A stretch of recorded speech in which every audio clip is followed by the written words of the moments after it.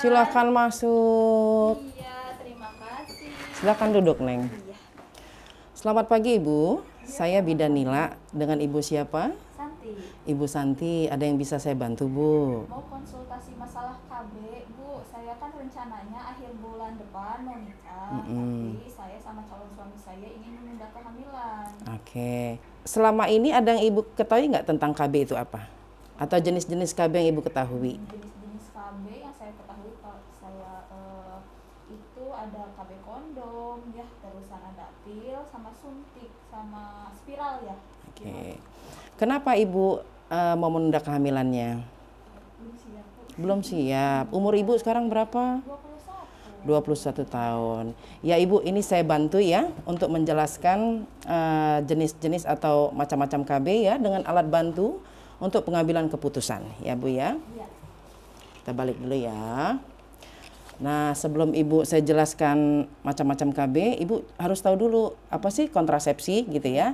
Kontrasepsi itu kan untuk mencegah terjadinya kehamilan atau menunda kehamilan. Contohnya seperti Ibu nih yang ingin menunda kehamilannya nanti kalau menikah bulan depan gitu ya. Nah, saya jelaskan di sini ya Bu ya.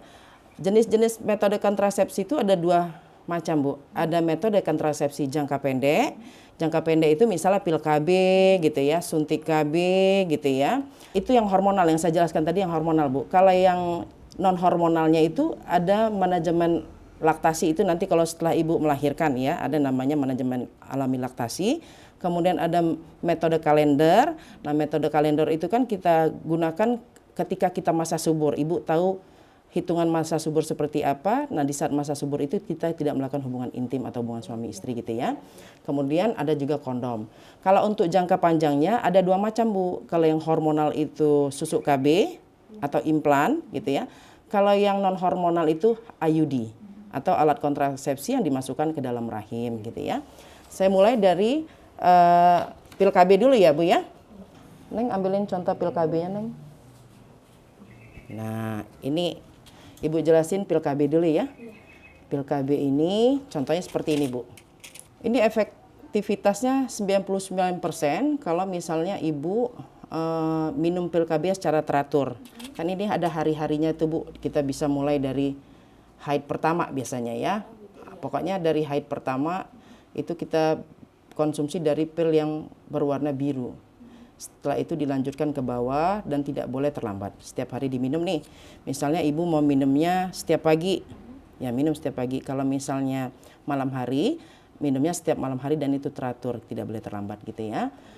Ibu maaf kalau misalnya masalah pil KB ya, kalau misalkan saya lupa nih, misalkan saya minumnya tiap malam, tapi malam itu lupa kebetulan. Nah, saya gimana tuh Bu? Kalau misalnya ibu pagi ini baru ingat semalam belum minum pil KB, pagi ini ibu langsung minum 1 tablet. Nah, untuk pil KB yang hari ini ibu minumnya di malam hari seperti jadwal biasanya gitu ya. Oh gitu. Iya. Terus efek sampingnya gimana Bu? Nah, efek samping dari penggunaan KB pil ini biasa spotting Bu. Spotting itu ngeflek gitu, kayak haid tapi ngeflek ya. Tapi spotting itu bukan tanda haid Bu. Nah, biasanya bulan-bulan pertama kita konsumsi ini suka terjadi spotting. Terus efek samping yang lain ya, tapi efek samping umum ya, itu biasanya sakit kepala, mual gitu ya, payudaranya agak lembek. Nah, itu keluhan-keluhan fisiologis nggak apa-apa ya. Tapi kalau misalnya efek sampingnya tidak seperti yang saya jelaskan, misalnya kok sampai tidak bisa bangun, sakit kepala berlebihan gitu ya, atau haidnya terlalu lama gitu. Nah, itu ibu bisa konsultasi dengan saya untuk menghentikan penggunaan pil KB ini. Mungkin ibu nggak cocok gitu ya.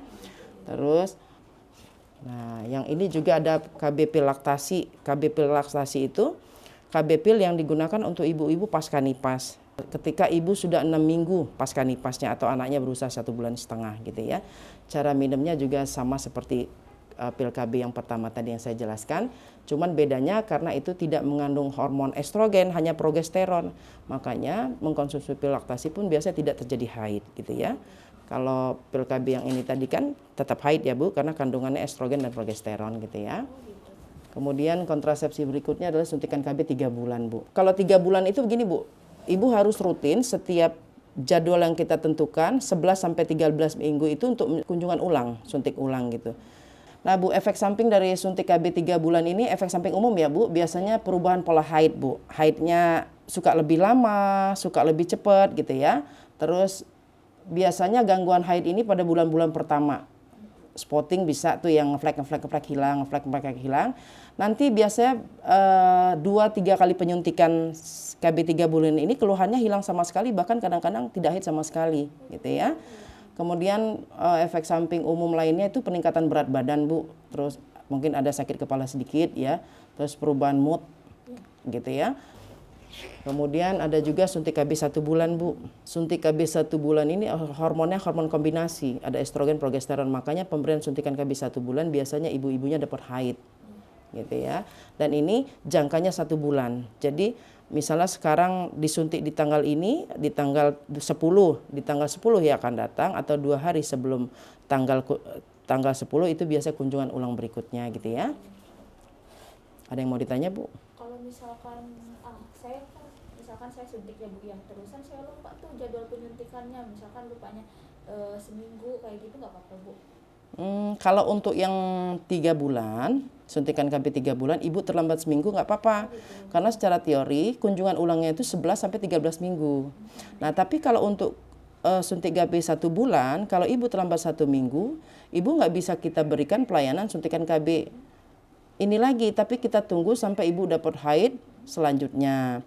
Sambil ibu menunggu haid selanjutnya, ya ibu bisa menggunakan alat kontrasepsi lain seperti kondom gitu ya. Meskipun saya belum berhubungan gitu Bu? Walaupun belum berhubungan, kita tetap harus tunda sampai haid berikutnya gitu ya. Kemudian ada lagi Bu, IUD atau alat kontrasepsi dalam rahim, atau yang biasa orang bilang spiral gitu ya. Nah ini kan alat kontrasepsi yang kita pasang di dalam rahim, dan biasanya kita berikan pada saat ibunya lagi haid, hari pertama sampai hari kelima gitu ya. Nah ini kalau efektivitas dari pemberian pemasangan alat kontrasepsi dalam rahim atau spiral ini itu 99,4% Bu. Jadi angka kejadian kehamilan itu lebih sedikit daripada jenis kontrasepsi yang lain gitu ya Bu ya. Dan ini IUD ini Bu efektif terpilih Bu, karena dia non hormonal.